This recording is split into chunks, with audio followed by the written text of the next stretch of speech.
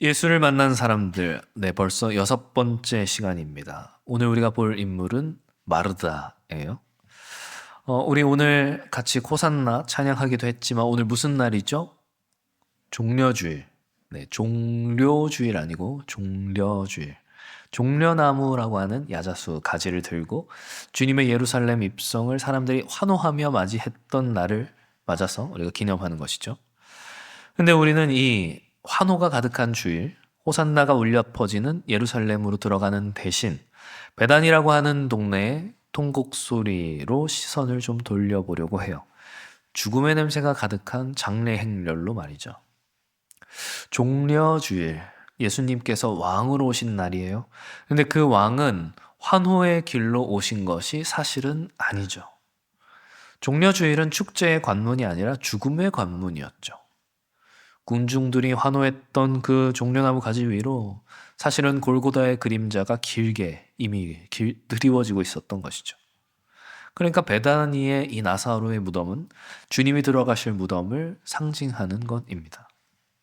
그러니까 성경이 우리에게 이 두 무덤을 동시에 나란히 보여주는 것은 우연이 아니에요.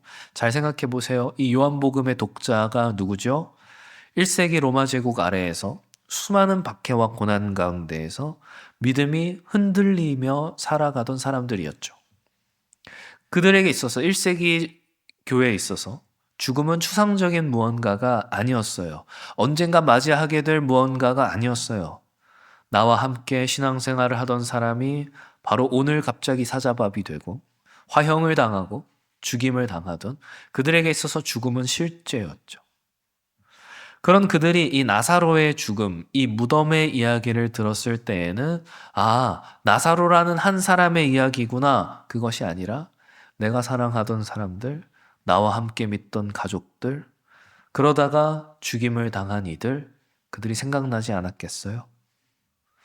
그러니까 오늘 본문 그 닫힌 돌 위로, 그 돌문 위로 절규하는 마르다의 질문. 주님, 당신 어디 계셨다가 이제 오셨습니까? 이것은 단지 마르다의 질문만이 아니라는 것이죠. 어쩌면 이것은 우리 모두의 질문이기도 하죠. 21절 보면 마르다가 이렇게 이야기하네요. 예수께 여짜오되 주께서 여기 계셨더라면 내 오라버니가 죽지 아니하였겠나이다. 주께서 여기 계셨더라면 모든 인류의 슬픔, 죽음 앞에서의 비통함이 이 고백 안에 압축되어 있죠. 그러니까 이 말씀은 단지 가족을 잃은 누군가의 절규가 아니라 죽음이라고 하는 사건 앞에서 인간이 결국 할 수 있는 말이 이것밖에 없다는 걸 보여주는 거예요. 나는 아무것도 할 수 없으니까. 죽음을 도무지 막을 수 없으니까. 주께서 여기 계셨더라면. 근데 생각해 보세요. 예수님은 나사로가 병들었다는 소식을 들으셨어요. 그런데도 서둘러 출발하지 않으셨죠. 계시던 그곳에서 일부러 이틀을 더 유하시고 출발하셨다고 이야기를 해요. 5절부터 보니까 마르다와 동생 나사로를 사랑하시더니 나사로가 병들었다 함을 듣고 그 계시던 곳에 이틀을 더 유하시고 후에 제자들에게 이르시되 유대로 가자 하시니. 그러니까 바빠서가 아니었다는 거예요. 잊어버려서도 아니었다는 거예요. 알면서도 이틀을 더 있다 오신 거죠. 이게 우리에겐 참 고통스러워요. 내가 죽어가는데 주님이 안 오세요. 하나님의 타이밍과 나의 답답함이 어긋나는 그 간격. 그 간격에서 사람들은 하나님을 의심하기 시작하죠. 내 기도가, 내 간구가, 내 부탁이 저 하나님께 닿기는 닿았나? 그래서 이 고통은 비단 마르다의 것만이 아니라는 거예요. 우리 모두의 수고, 고통이기도 하죠. 마르다가 뭐라 그랬어요? 21절에 주께서 여기 계셨더라면, 여기 계셨더라면. 지금 주님 여기 오셨잖아요. 여기 계시잖아요. 그런데 자신이 바라던 타이밍을 자꾸 회상하는 것이죠. 그러니까 마르다의 시선이 어디 있어요? 여기 계신 주님께 있지 않잖아요. 과거에 내가 바라던 타이밍, 내가 원하던 타이밍, 자신의 타이밍에 시선이 가 있는 것이죠. 그때 내가 원하던 그때 주님이 계셨더라면 돌이킬 수 없는 과거에 시선이 머무르고 있는 거예요. 주님이 바로 여기 지금 계심에도 불구하고 말이죠. 그리고 습관적으로 이런 문법을 쓰는 경우가 우리에게도 덜어 있다는 거예요. 이런 신앙의 문법을. 그때 만약 이랬더라면, 그때 만약 그런 결정을 했더라면, 하지 않았더라면, 이 모든 것들. 주님이 지금 여기 계시는 현재를 바라보지 못하고 과거에 머물러만 있다면 우리는 생명을 눈앞에 두고도 죽음만 계속 묵상하게 되는 겁니다. 잘 생각해 보세요. 이 절망은 이 장면에서 끝나지 않아요. 정확하게 같은 구도가 반복돼요. 십자가 아래에서 뿔뿔이 흩어졌던 도망친 제자들. 심지어는 부활의 기쁜 소식을 듣고도 여전히 죽음에 머물러 있는 그런 모습을 보이죠. 믿지 않아요. 눈앞에 무너지는 현실 앞에서 기대가 처참하게 부서지는 그 순간 사람들은 늘 과거로 도망하곤 한다는 겁니다. 그때 마냥 내가 주님을 3년이나 따랐었는데 그때 주님을 따르지 않았더라면. 마르다의 절망과 조금도 다르지 않죠. 그게 죽음 앞에서 인간이에요. 성경은 그 보편적인 반응을 우리에게 보여주는 것이죠. 요한복음은 그런 자들을 위한 것이었어요. 원형 경기장에서 사랑하는 이들을 사자에게 잃고 잃어버리는 이들에게, 사랑하는 형제가 화형당하는 것을 눈으로 지켜만 봐야만 했던 이들에게, 그들이 주님께 우리가 피 흘릴 때 주님은 어디 계셨습니까? 우리가 통곡할 때 주님은 듣고 계셨습니까? 물기 가득한 외침으로 그렇게 말하는 이들에게 말이죠.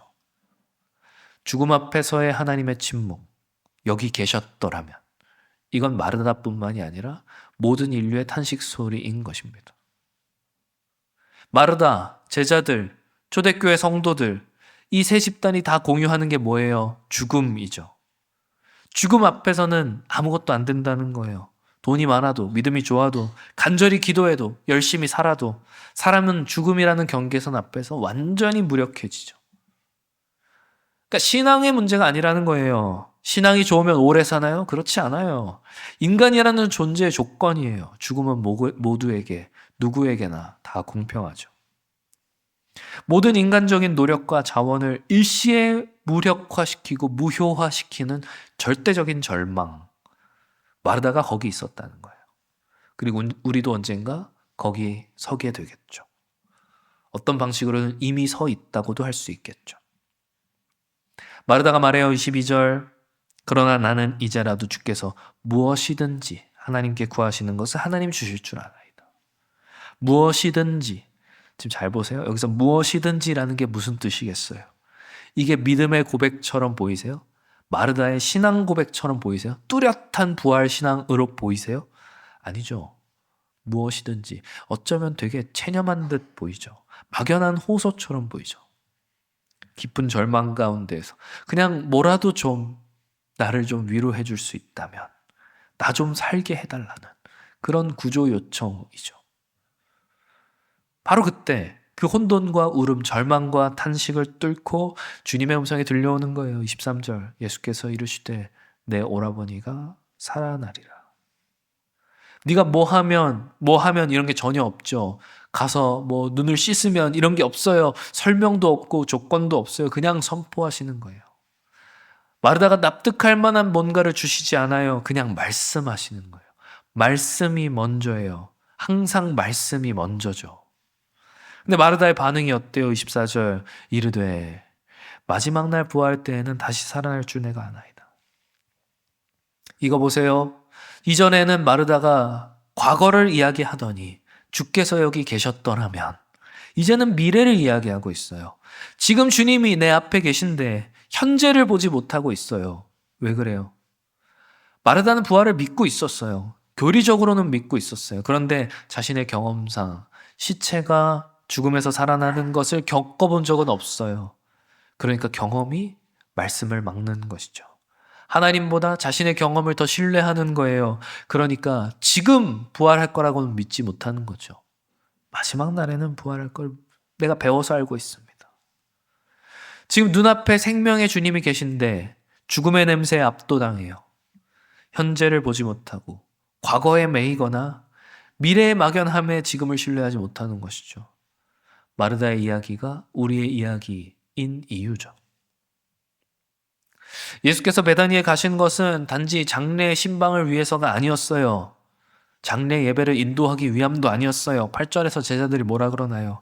제자들이 말하되 랍비여, 방금도 유대인들이 돌로 치려 하였는데 또 거기 가시려 하십니까? 거기가 얼마나 위험한데. 거기에 예수님, 당신 잡아 죽이려고 하는 사람들이 널리고 널렸는데 죽을 수도 있다는 거예요. 제자들만 아는 게 아니에요. 주님도 알고 계시죠. 알면서도 가시는 거예요. 억지로 가는 게 아니에요. 능동적으로, 자발적으로 죽음이 도사리고 있고 죽음이 기다리고 있는 그 자리로 가시는 거죠. 왜? 거기 울고 있는 자들이 있기 때문에. 불교는 죽음을 윤회의 과정으로 다뤄요. 철학에서는 죽음을 담담히 수용해야 할 것으로 배우죠. 그러니까 죽음은 부정하거나 피하거나 혹은 견뎌내야 하는 것이에요. 세상에선 그렇죠. 근데 놀랍죠? 기독교 신앙의 하나님께서는 죽음의 한복판을 일부러 찾아오세요. 하나님이 죽음을 찾아오세요. 근본적으로 세상과 다른 거예요. 신이 인간을 찾아오셨다. 그냥 찾아온 게 아니죠. 저 하늘 위에서 야, 죽음 잘 좀 견뎌봐라. 응원하는 정도가 아니라 죽음의 밑바닥까지 찾아오세요. 죽을 수 없는 분이 말이죠. 이게 복음이 세상과 구별되는 이유죠. 그래서 베다니로 가는 여정은 성육신의 축소판이라 할 수 있어요. 하늘이 땅을 찾아오시는 것. 죽음의 냄새가 진동하고 죄의 결과가 있는 바로 그 자리에 하나님이 기꺼이 내려오시는 것. 자기 비움, 낮아짐이죠. 이 죽음을 찾아오시는 주님의 마음은 결심이나 비장함이라기보다는 슬픔으로 가득했어요. 성역신은 그런 거였어요. 35절 예수께서 눈물을 흘리시더라. 영어로는 아주 짧은 단어. Jesus wept. 성경에서 가장 짧은 절일 거예요. 근데 여기에 모든 게 담겨 있어요. 하나님이 사람을 위해 눈물을 흘리신 것. 이게 복음이에요. 저 하늘에서 흘린 눈물이 이 땅에 떨어진 것. 이게 복음이에요. 우리 주님 나사로를 살리러 오셨잖아요. 살아날 것도 아셨잖아요. 그런데도 우시는 거예요. 연기가 아니죠. 어떻게 될 것인지 살아날 걸 알고 있지만 상황을 해결하기 위해서 슬픔 속으로 친히 들어오시는 거예요. 마르다의 찢어진 가슴 속으로 들어오시는 거예요. 거기서 울어주시는 거예요. 그게 십자가죠. 나사로의 무덤 앞에 서신 주님, 나사로의 죽음을 찾아오셨던 것처럼 인류를 위한 죽음의 길로 걸어가셨죠. 다시 25절 돌아와서 주님 말씀하셨어요. 뭐라고? 이르시되 나는 부활이요 생명이니 나를 믿는 자는 죽어도 살겠고. 이 말씀을 지금 어디서 하시는 거예요? 죽음의 한복판, 장례식장, 바로 그곳에서 하시는 거예요. 내가 너 부활시켜 줄게. 그게 아니에요. 내가 부활이다. 내가 생명이다. 그렇게 말씀하시는 거예요. 기적을 일으키겠다는 예언이 아니라 존재의 선언을 하시는 거죠. 나는 부활이다. 죽음의 한복판에서 자신이 생명이시라는 걸 드러내세요. 바로 말씀을 통해서 말이죠. 주님이 죽음을 찾아오셔서 그로 말미암아 우리는 죽음이 마지막이 아니게 될 수 있었던 거예요. 십자가가 끝이 아닐 수 있었던 거예요. 이번 주부터 고난주간이 시작되지만 고난주간이 영원하지 않아요. 왜 그래요? 주님이 생명이시기 때문이죠. 그러면 뭐가 우리의 진정한 위로겠어요? 뭐가 우리의 위로가 돼요? 상황이 나아지는 것? 아니죠. 기적이 일어나는 것? 아니죠. 병이 낫는 것? 아니에요. 심지어는 부활조차도 아니에요. 나사로는 부활했지만 다시 죽었기 때문에. 우리의 진짜 위로는 우리가 믿는 주님이 생명이시다라는 거예요. 생명이신 그분이 우리를 위하여 죽음 가운데 찾아오셨다는 거예요. 그래서 주님의 임재가 우리의 진정한 위로가 되는 겁니다. 주님 물으세요. 26절 살아서 나를 믿는 자는 영원히 죽지 아니니 이것을 내가 믿느냐. 이것을 내가 믿느냐. 그렇게 찾아오신 주님이, 그렇게 말씀하신 주님이 우리에게 한 가지를 요구하세요. 바로 믿음이죠. 순서가 중요해요. 주님 찾아오셨어요. 무덤으로 찾아오셨어요.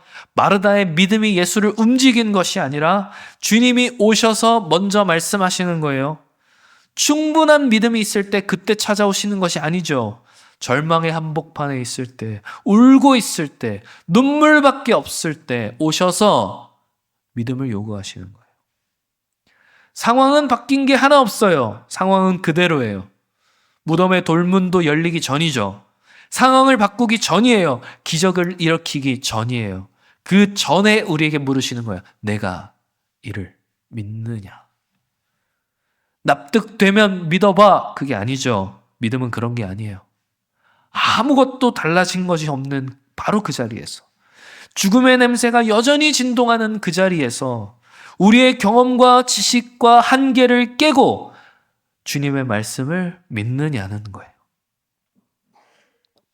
만약 마르다가 주님을 찾아온 거라면 어떻겠어요? 마르다가 뭔가 기적의 가능성을 보고 믿는다면 어떻겠어요? 그걸로 만약 나사로가 살아났다고 쳐봐요. 그러면 그게 과연 은혜라고 할 수 있을까요? 마르다가 주님을 먼저 찾아온 거라면, 그래서 제발 살려달라고 했던 거라면 기적은 지극정성에 대한 보답처럼 보였을 수도 있어요. 마르다의 공로에 대한 응답일 수도 있어요. 만약 마르다가 기적의 가능성을 보고 믿은 거라면 그건 역시 마르다의 자질에 관한 것이 되겠죠. 그런데 기독교 신앙은 그렇게 말하지 않아요. 오직 은혜, 오직 하나님 편에서의 은혜를 이야기한다는 겁니다. 그러면 이제 은혜가 뭔지 알게 되는 것이죠. 절대적으로 불가능한 자리에 주님이 먼저 찾아오시는 것. 그리고 친히 내가 생명이다 그 자리에서 말씀하시는 거죠. 우리는 그냥 그 말씀에, 주님의 말씀에 예 하면 되는 거예요. 그게 전부인 거예요. 아무것도 한 게 없어요. 찾아오신 것도 주님이시고, 말씀하신 것도 주님이시고, 생명이신 것도 주님이세요. 우리가 한 건 그냥 예 한 거예요. 그래서 오직 은혜인 거예요. 내 공로가 거기 껴들 틈이 없는 거죠. 그렇다면 주님이 요구하시는 이 믿음이라는 것도 다시 읽히는 거예요. 믿음이 만약 간절히 내가 뭔가를 바람으로써 무언가를 이뤄내는 의지력이라면, 나는 할 수 있다라고 하는 긍정적인 마인드라면, 믿음이 강하면 기적이 일어나고 믿음이 약하면 기적이 일어나지 않겠죠. 그러면 그게 은혜라고 부를 수 있는 걸까요? 그렇게 따지면 믿음이 또 하나의 공로가 되는 것이죠. 그러니까 서로의 믿음을 자랑하게 되겠죠. 하지만 믿음은 공로가 아니에요. 믿음은 은혜로 주어지는 예수의 공로를 받는 통로일 뿐이죠. 그래서 제가 믿음을 항복이라 하는 겁니다. 두 손 드는 거예요. 한 게 아무것도 없어요. 주님 다 하시는 거예요. 내 경험이 옳다는 주장도 내려놓는 거예요. 내 판단이 맞다는 고집도 포기하는 거예요. 뭔가 해내는 게 아니야. 내려놓는 거예요. 항복하는 거예요. 나는 할 수 없습니다. 내가 이것을 믿느냐? 쉽게 말하면 이거예요. 너 지금까지 살면서 시체가 살아나는 거 한 번도 본 적 없지. 내 경험이 말하길 이건 지금 불가능하다 그렇게 말하고 있지. 눈에 보이는 이 냄새나는 현실 대신에 눈에 보이지 않는 내 말을 너는 선택할 수 있겠니? 쉬운 요구가 아니죠. 우리가 직접 보고 겪은 것들, 그걸 다 부정하고 부인하고 그게 틀렸다는 걸 인정하는 것은 생존의 문제예요. 우리의 존재가 거기에 걸려있기 때문에. 근데 주님은 그거 내려놓으라고 말씀하시는 거죠. 그래서 마르다가 대답합니다. 뭐라고요? 이르되 주여 그러하외다. 주여 그러하외다. 굉장히 놀라운 반응이죠. 왜 놀라워요? 뭐가 놀라워요? 상황은 그대로잖아요. 시체 썩은 냄새가 진동하잖아요. 무덤은 굳게 닫혀 있잖아요. 그런데 주여 그러하외다. 항복이죠. 주님 그렇습니다. 저는 이 상황에서 아무것도 할 수 있는 게 없습니다. 죽음 앞에서 저는 완전히 무능합니다. 그런데 저는 지금도 여전히 과거와 미래에 묶여 현재의 주님을 보지 못하고 있네요. 그러나 주님, 생명이신 주님, 주님께서 저를 찾아와 제게 말씀하시니 제가 주를 믿나이다. 부활이요 생명이신 주를 내가 믿나이다. 믿음은 그래서 항복이에요. 그렇게 우리는 오직 은혜, 오직 믿음을 같이 이야기할 수 있는 거예요. 믿음이 은혜일 수 있는 이유는 바로 이것 때문이죠. 그러니까 이런 거예요. 주님이 죽음을 찾아오세요. 그리고 거기에 생명의 말씀을 던지세요. 우리가 경험을 버리고 말씀에 항복하죠. 믿음을 고백하는 거예요. 그리고 그 항복 위에 은혜로 말미암아 생명이 주어져요. 그리고 여기에 나온 그리스도의 말씀, 주님의 말씀을 그리스도 그분 자신으로 바꾸면 그게 십자가가 되죠. 이해가 됐어요? 그래서 주님을 말씀이라고 부르는 거예요. 원형 경기장에서 찢겨 죽어갔던 초대교회 성도들에게는 이게 전부였어요. 상황을 바꿀 힘과 능력은 그들에게 없었어요. 로마를 설득할 능력도 없었고 사자를 막을 무기도 없었어요. 그럼 그들이 그때 뭘 했을까요? 그냥 말씀 붙잡고 아멘 한 거예요. 상황이 달라지지 않아도, 사자가 여전히 달려와도, 심지어 물어 찢겨 죽임을 당한다 할지라도 죽음을 찾아오신 주님의 말씀을 부여잡고 항복하는 거예요. 그리고 그 항복 위에 죽음을 넘어서는 하나님의 은혜가 덮이는 겁니다. 그러니까 초대교회 자꾸 그러는 건 그들의 믿음이 특별히 강해서가 아니에요. 그들이 뭔가를 잘 이루어내서도 아니죠. 자질이 높아서도 아니에요. 그냥 찾아오신 주님 앞에 두 손을 들고 항복했던 자들이었기 때문에 그래요. 본문을 통해 우리는 봤어요. 뭘 봤어요? 절망하는 마르다, 경험에 갇힌 마르다, 말씀보다 눈앞의 현실을 더 신뢰하는 마르다. 이 마르다가 누구예요? 우리죠. 우리 경험의 한계에 갇혀서 말씀보다 눈앞의 죽음을 더 두려워하고 하나님의 타이밍보다 내 타이밍을 더 신뢰하며 절망했던 게, 베다니는 2000년 전 예루살렘 근처 작은 마을이 아니라 오늘 우리가 일어났던 그 침대, 그 침상이 바로 베다니이죠. 사랑하는 청년들이여, 우리에게도 냄새나는 무덤가가 있어요. 포기의 자리가 있죠. 회복이 불가능할 것 같다고 내려놓은 관계들이 있어요. 다시는 안 될 거라고 무너졌던 마음들이 있어요. 그 앞에 돌이 막고 있죠. 우리는 그 앞에서 말하곤 해요. 뭐라고? 벌써 나흘이나 지났다고. 냄새가 나기 시작했다고. 이제 다 썩어서 회생이 불가능할 것 같다고. 이제 끝났다고. 그러나 복음은 거기서 시작되는 겁니다. 우리의 무덤에서, 우리의 절망, 우리의 눈물에서 말이죠. 베다니를 찾아오셨던 주님이, 십자가를 지기 위해 이 땅을 찾아오신 주님이 오늘 우리의 그 무덤가에도 찾아오세요. 냄새나는 채로, 포기된 채로 그렇게 굳게 닫힌 그 무덤으로 말이죠. 그리고 그 무덤 앞에서 우리 주님 말씀하시는 거예요. 뭐라고? 나는 부활이요 생명이다. 베다니 마르다의 귓가에 울렸던 그 말씀이 오늘 이 시간 우리에게도 동일하게 주어지는 거예요. 야, 네 눈에는 시체밖에 안 보이지. 네 눈에는 무덤밖에 안 보이지. 하지만 너를 찾아온 내가 부활이요 생명이다. 내가 이것을 믿느냐? 우리 주님 물으시는 거예요. 사랑하는 청년들이여, 이것을 믿으십니까? 여러분 정말 예수를 믿으십니까? 부활이요 생명이신 주님을 믿으십니까? 책 속에 있는 예수가 아니라 우리를 찾아오신 주님, 그 생명의 주님을 말이죠. 내가 좋을 때는 아멘으로 찬송하다가 힘들 때는 세상의 지혜를 부여잡는 그런 믿음 말고, 우리의 경험과 우리의 이성을 넘어선, 기적과 설득을 넘어선 그런 항복하는 믿음을 여러분 원하지 않으십니까? 편할 때는 주님을 찾다, 불편할 땐 경험을 의지하는 자리에서 항복의 자리로 내려오시라는 거예요. 주님이 정말 나를 도와줄 수 있을까? 그게 아니라 예수는 나에게 있어서 정말 부활이요 생명이신가? 이걸 오늘 우리는 물어야 하는 겁니다. 기도해도 안 되면 실망하고, 예배 드려도 삶이 안 풀리면 절망하고, 헌신했는데 보상이 없으면 서운해하는 거.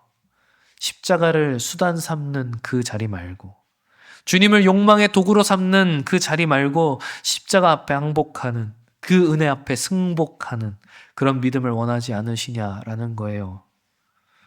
주님 말씀하십니다. 내가 이것을 믿느냐? 주님 요구하십니다. 돌을 옮겨 놓으라. 우리의 무덤을 막고 있는 돌, 코를 찌르는 냄새, 그걸 이겨내고 돌을 굴려내는 믿음이 우리에게 필요한 것이죠. 청년들이여, 지금 대답하시길 바랍니다. 주여 그러하외다. 주여 그러하외다. 우리가 항복하고 우리 경험의 돌문을 치우게 되면 우리는 부활의 영광을 보게 될 거예요. 나사로를 살렸던 건 마르다의 믿음이 아니었어요. 나사로를 살렸던 건 주님의 찾아오심, 그리고 주님의 말씀하심이었죠. 다만 우리가 믿을 때 그 영광을 보게 되는 것이고요. 사랑하는 청년들의 말씀을 맺으려고 합니다. 우리는 오늘 종려주일 그 들뜬 호산나의 자리에서 눈물과 통곡이 있는 베다니의 무덤가로 나아갔죠. 거기서 만난 마르다를 보았지만 사실 우리가 본 것은 마르다가 아닌 마르다와 같은 우리의 모습이었죠. 경험과 한계에 갇혀서 말씀보다 죽음의 냄새를 더 신뢰하면서 과거 시제로 절망하던 우리의 모습을 우리는 거기서 보았죠. 하지만 복음은 거기서 시작한다는 거예요. 우리의 그 캄캄한 절망 속으로 십자가를 지기 위해 자발적이고 능동적으로 베다니의 무덤을 찾아오신 주님이 있다라고 하는 사실이 말이죠. 우리의 무덤 앞에서 눈물 흘리시는 창조주, 죽음의 냄새 앞에서 부활이요 생명이심을 말씀하신 구속자, 우리는 여전히 준비되지 않았지만, 우리는 여전히 냄새나는 절망 가운데 있지만 주님이 우리를 찾아오셔서 말씀하셔요. 이것이 은혜인 거죠. 이제 고난주간이 시작됩니다. 주님이 예루살렘에 입성하시고 재판당하시고 잡히시고 십자가에 달리시고 죽임당하시고 무덤에 들어가게 되는 일주일이죠. 무엇을 위함이었어요? 주님 왜 고난을 당하셨어요? 부활을 통해 우리의 죽음을 죽이기 위해, 우리의 죽음을 소멸하기 위해, 우리의 무덤을 아무것도 아닌 것으로 만들기 위해서였죠. 그러니 청년들이여, 이번 고난주간 그 냄새나는 무덤을 끌어안고 주님 앞에 나오십시오. 십자가 앞에 나오세요. 치장할 필요 없어요. 죽은 지 나흘이라 이미 냄새나게 된 것, 그 절망 그대로, 그 잠겨진 무덤 그대로 주님 앞에 가지고 나오는 거예요. 그리고 경험을 내려놓는 겁니다. 그 앞에. 안 될 거라는 생각 말고 부활이요 생명이신 주님 앞에 고백하는 거예요. 주여 그러하외다. 항복하는 것이죠. 사랑하는 청년들이여, 부디 바라옵기는 이번 고난주간 죽음의 한복판을 찾아오신 주님을 향한 그 항복이 마침내 우리의 무덤을 깨고 부활이요 생명이 되시는 하나님의 영광을 목도하게 되는 그 자리에 이르는 그런 주의 청년들 다 되시기를 주님의 이름으로 축원합니다.